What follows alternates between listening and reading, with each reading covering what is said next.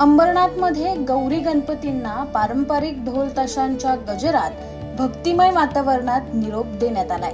पूर्वेच्या AMP gate परिसरात गणेश विसर्जनासाठी नगरपालिका प्रशासन आणि स्थानिक माजी नगरसेविका ज्योत्स्ना भोईर तसेच शिवसेनेचे विभाग प्रमुख चंद्रकांत भोईर यांच्या पुढाकाराने पर्यावरणपूरक कृत्रिम तलावाची निर्मिती करण्यात आली होती। या ठिकाणी मंगळवारी अतिशय भक्तिमय वातावरणात भाविकांनी गौरी गणपतींना निरोप दिला। मागील काही वर्षापासून अंबरनाथ नगरपालिका आणि स्थानिक माजी नगरसेविका ज्योत्स्ना भोईर यांच्या पुढाकाराने परिसरातील भाविकांना गणेश विसर्जनासाठी जवळच्या जवळच पर्यावरणपूरक अशा कृत्रिम तलावाची सुविधा उपलब्ध करून देण्यात येत आहे। AMP गेट परिसरात हा कृत्रिम तलाव तयार करण्यात आला असून आपल्या लाडक्या गणरायाला निरोप देण्यासाठी कानसई परिसरातील भाविकांची या ठिकाणी गर्दी होत आहे। मागील काही वर्षापासून परिसरातील नागरिक या कृत्रिम तलाव गणरायाच्या विसर्जनास चांगला प्रतिसाद देत असल्याची माहिती माजी नगरसेविका ज्योत्स्ना भोईर यांनी दिली आहे।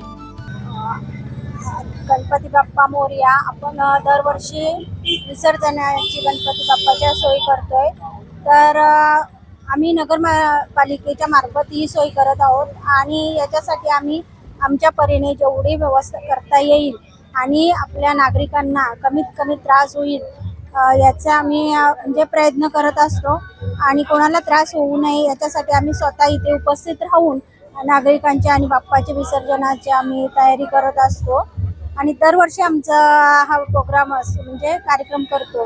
विसर्जनाला आता कसे तलाव वगैरे नाही, नदी नाही आहे जवळ आपल्या इथे, त्याच्यामुळे आपण इथेच कृत्रिम तलाव बनवून आपण गणपती बाप्पा विसर्जन करत असतो। तो खूप छान दरवर्षी म्हणजे नागरिकांचा प्रतिसाद इतका छान वाटतो ना। पहिल्या वर्षी आम्हाला अनुभव आला ना 2015ला, त्याच्यापेक्षा पब्लिक आपल्याकडे खूप वाढत गेलेली आहे आणि खूप छान प्रतिसाद आहे। तर आता तुम्ही बघू शकता की आतापर्यंत अशीच गर्दी आहे।